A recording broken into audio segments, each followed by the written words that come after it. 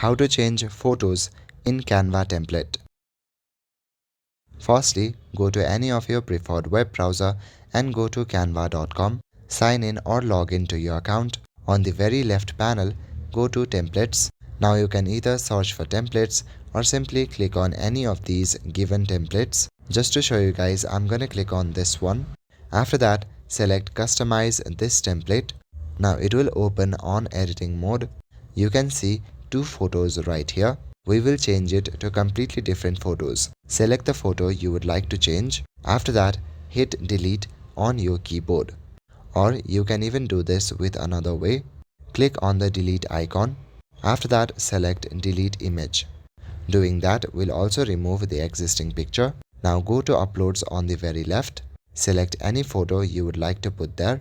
Click and drag and put it over the template. And just like that, your photo will be set. If you want to adjust the photo, double click on the photo and you can adjust it. Do the same for the second one. You can do it without removing the previous photo also. Double click and adjust the photo. And just like that, you can change photos in Canva templates. That's all for today. Thank you.